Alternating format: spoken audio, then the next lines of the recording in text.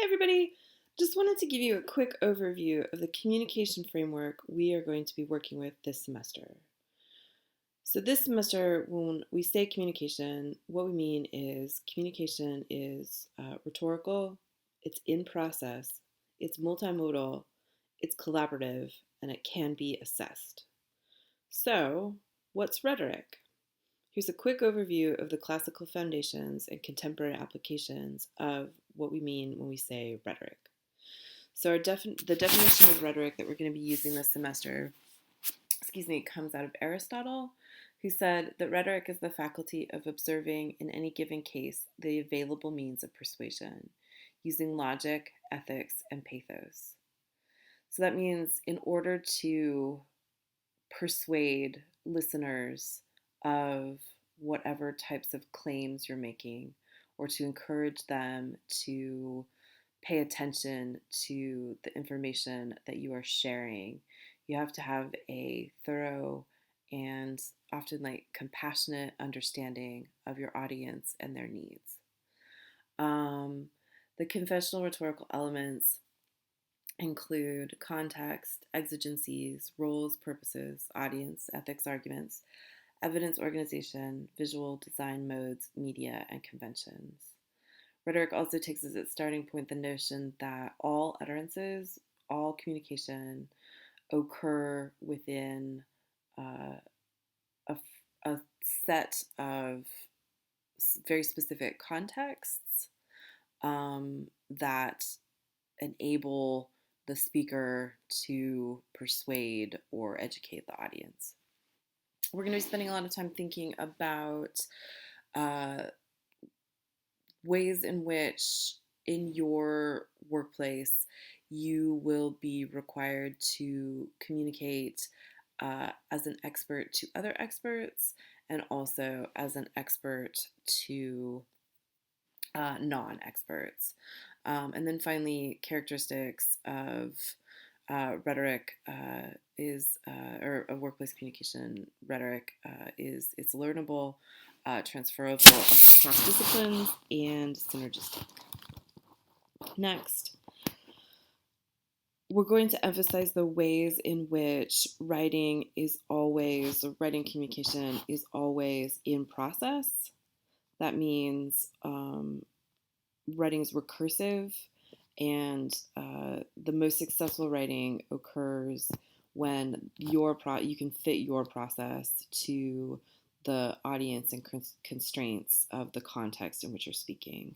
And so just a quick overview of process is planning, drafting, composing, revising, disseminating or publishing, and reflecting. So some tools that we're going to work on this semester are brainstorming, collaborative planning, thumbnail sketches, storyboarding, wireframing, outlines, proposals, checklists, reflection, peer reviews, etc. I think finally, successful process is also transferable.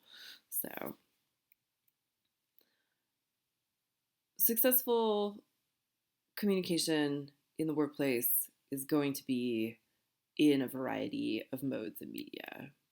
So what we mean by that is that modes are the means of representation, that is, the manner you choose to express your ideas, whether written, oral, or nonverbal. And media is the means of dissemination, whether in a print document, face-to-face, or in a digital artifact. So all of the artifacts that we're creating this semester, from the discussion boards to the usability tests to the proposals, are going to foreground certain components of what we in the WCP call woven, and then background other of the modes of communication. However, remain mindful of the fact that all communication and all of the projects this semester are going to draw on some combination of written, oral, visual, electronic, and nonverbal media. Successful communication is going to rely on collaboration. We'll think about some essentials of collaboration, so respect, responsiveness, reciprocity, We'll work to think through how we can discourage procedural conflict, encourage encourage substantive conflict, which is to say, um, what sorts of tools can we use to put you into productive collaborative writing and feedback with one another.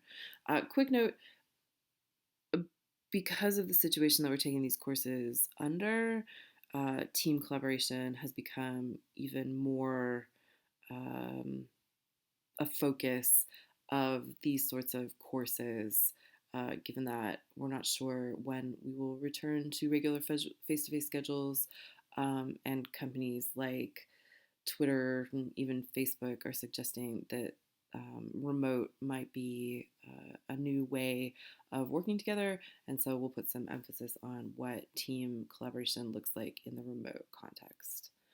The last component, of these sort of communication basics is assessment. And so what we mean by assessment is the tools that we use or the standards that we use to determine the effectiveness of our process, performance, and product.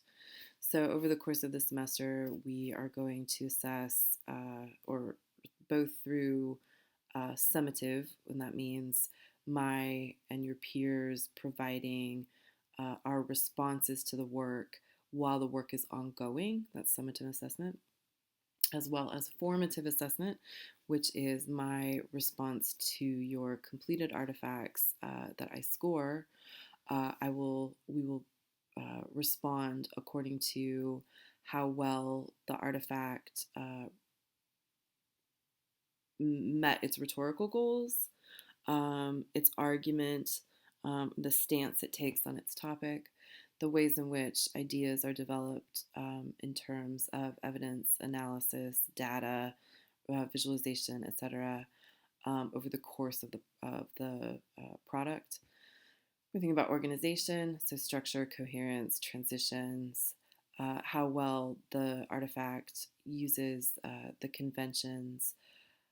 So that can mean anything from grammar mechanics to navigation, I don't know, pop out boxes, etc. Think also about how well the artifact was designed for its medium. Did it use all of the affordances available? And then finally, how well did the artifact respond or utilize process? So again, the same criteria and scale are for self, peer, teacher, and programmatic portfolio assessment. So thank you very much. Looking forward to working with you guys.